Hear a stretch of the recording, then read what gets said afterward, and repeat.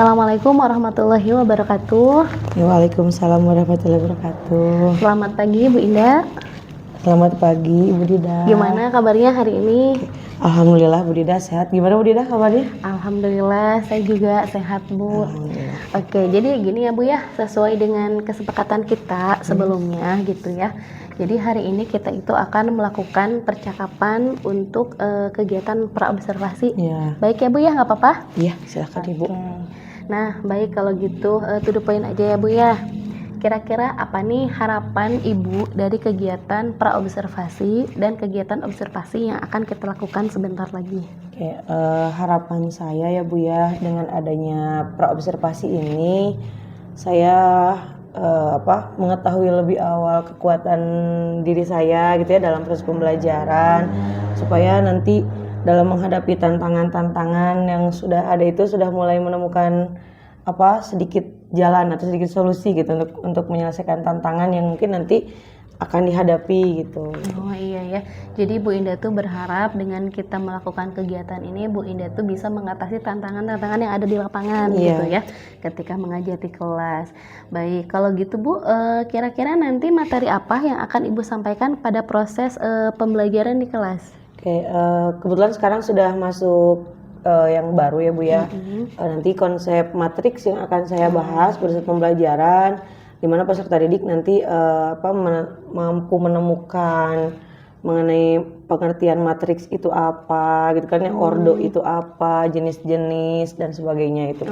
Masih dasar dari matriksnya itu. Oh gitu ya, jadi masih konsep awal karena ini bab baru gitu ya Bu ya. Betul. Baik. Kemudian tujuan dari pembelajaran yang akan Ibu lakukan pada materi matriks ini apa saja ya Bu ya?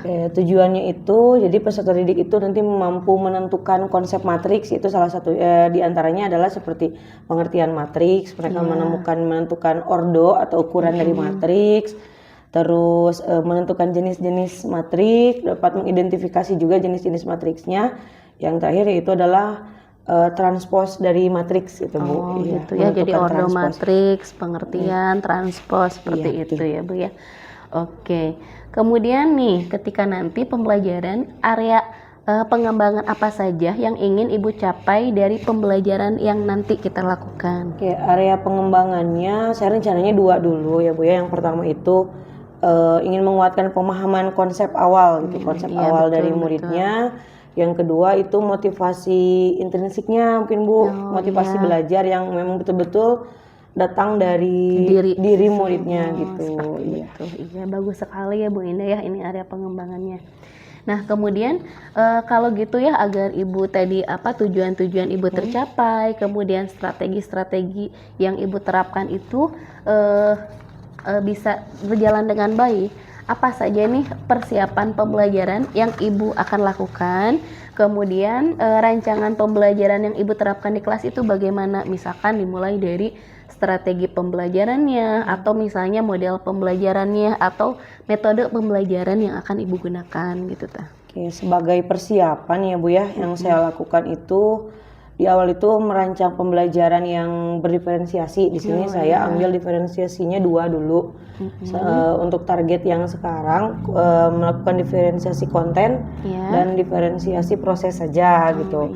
Lalu saya menggunakan model pembelajaran discovery di mana anak nanti menemukan sendiri konsepnya dengan melalui LKPD. Nanti mereka itu mengamati lingkungan sekitar sehingga mampu menentukan nanti konsep dari matriksnya itu lewat itu gitu. Jadi dengan mengamati lingkungan mereka gitu. Jadi yang pertama Ibu tuh ingin anak itu dari LKPD itu mereka mengamati lingkungan sekitar, kemudian bagaimana caranya nanti dikaitkan dengan konsep matriks seperti itu ya Bu ya. Baik.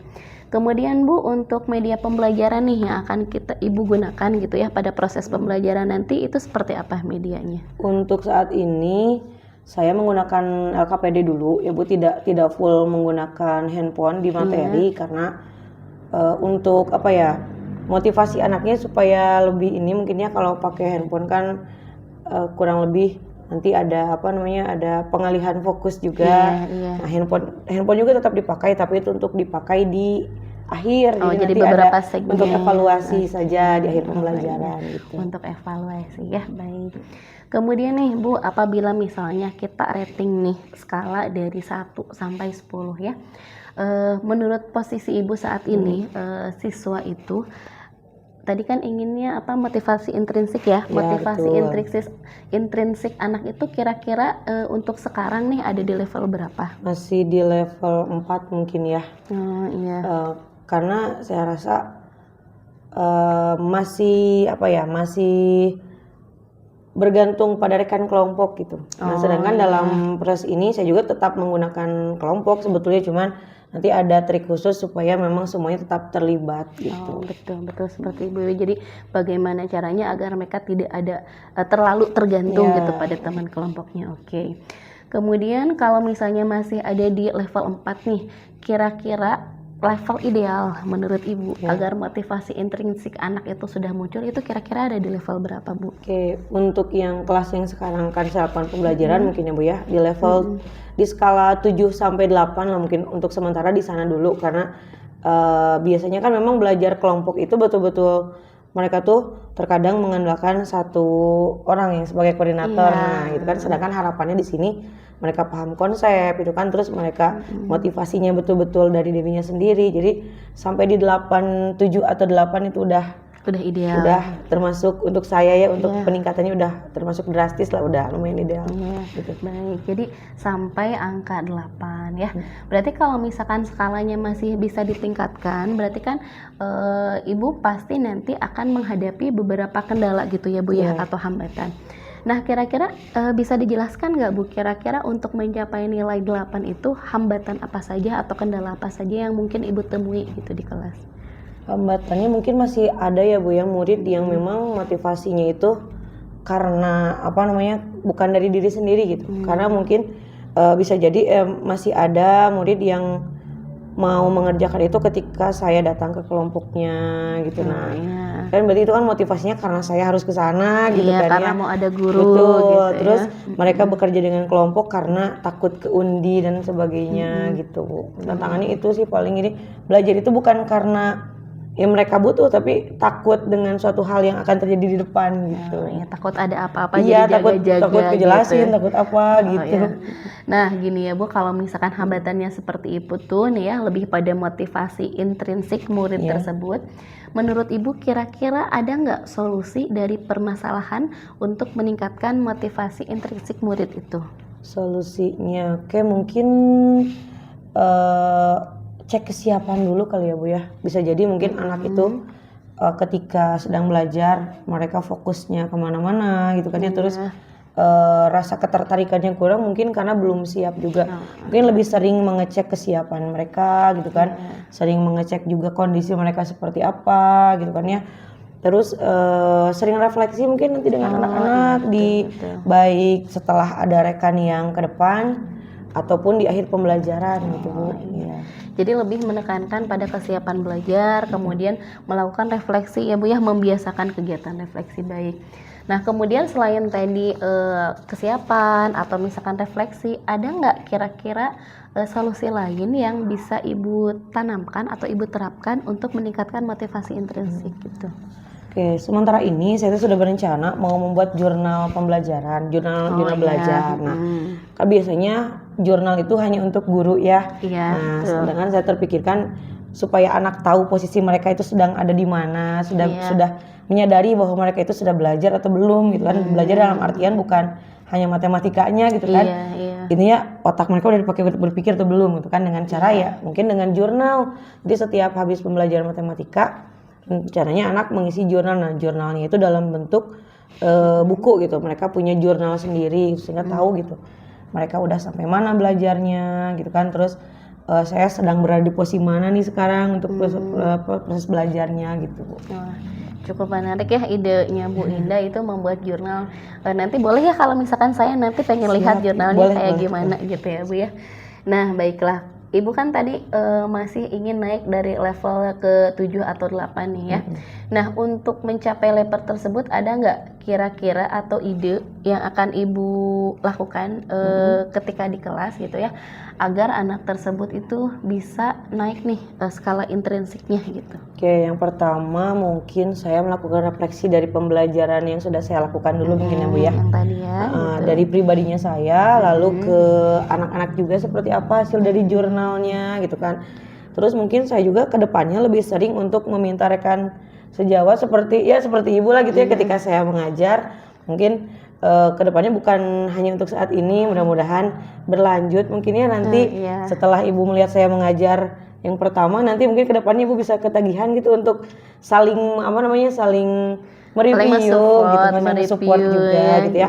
Minta umpan balik dari rekan, atau saya juga mungkin nanti ingin sekali mungkin jika rekannya berkenan atau jika Ibu juga berkenan, saya untuk melihat cara Ibu mengajar, bukan untuk menilai tapi untuk mencari referensi proses pembelajaran yang menarik seperti apa gitu. Ya, saya senang ya Bu Indah, karena saya sebenarnya juga maulah ada yang melihat, bukan berarti ingin pamer atau ingin dinilai, tapi ingin tahu kekurangan saya dalam mengajar itu apa. Karena kan terkadang kita harus refleksi ya Bu In ya, tetapi terkadang ya refleksi itu kalau diri sendiri menilai mungkin tidak semaksimal oleh orang lain.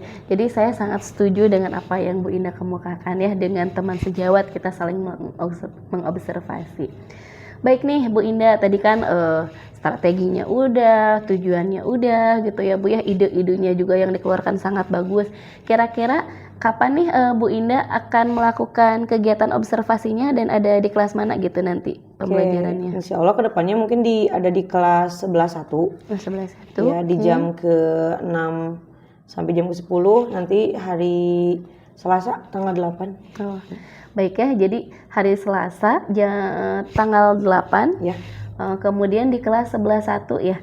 Baik, nanti kalau saya ke kelas Ibu tidak apa-apa ya Bu ya? Tidak nanti apa-apa, saya boleh. akan melakukan observasi, kemudian saya mungkin nanti mengamati Bu Indah, mencatat hal-hal yang yang sudah bagus, kemudian yang bisa dipertahankan, dan juga mencari hal-hal baru yang mungkin nanti bisa saya pelajari ya Bu ya. Oke, nanti sesudah Bu Indah melaksanakan pembelajaran di kelas nih ya Bu ya, kemudian nanti boleh nggak kalau misalkan saya nanti melakukan percakapan pasca observasi gitu Bu, boleh? Boleh Ibu, silakan. Oh baik, ya sudah kalau begitu alhamdulillah ya Bu ya, semuanya sudah saya tanyakan. Tapi sebelum kita akhiri nih, kira-kira ada nggak yang Bu Indah dapatkan dari percakapan kita hari ini gitu? Observasi. Iya Bu, alhamdulillah ya, melalui percakapan ini sebetulnya saya jadi lebih mempersiapkan diri gitu ya, lebih ekstra lagi gitu mempersiapkan pembelajaran dan juga solusi dari tantangannya. Lumayan dengan praobservasi ini sedikitnya saya jadi terpikirkan strategi yang akan saya lakukan nanti gitu ya pada saat pembelajaran, harus seperti apa gitu ya, meminimalisir menghadapi tantangan-tantangan yang ada nanti mungkin ya, itu Bu. Jadi lebih percaya diri juga mungkin ya, karena sudah menemukan solusi sedikit banyaknya untuk tantangan-tantangan yang ada gitu. Baik, luar biasa sekali ya Bu Indah. Semoga apa yang Bu Indah harapkan, kemudian yang Bu Indah cita-citakan itu bisa terwujud ya Bu Indah ya. Baik, mungkin percakapan coaching untuk kali ini saya cukupkan sekian ya Bu ya. Terima kasih Bu Indah sudah mau berbincang-bincang, sudah mau diwawancara, dan mungkin nanti sudah mau waktu mengajarnya dilihat oleh saya. Untuk kali ini saya cukupkan sekian ya Bu Indah ya. Terima kasih. Assalamualaikum warahmatullahi wabarakatuh. Waalaikumsalam warahmatullahi wabarakatuh.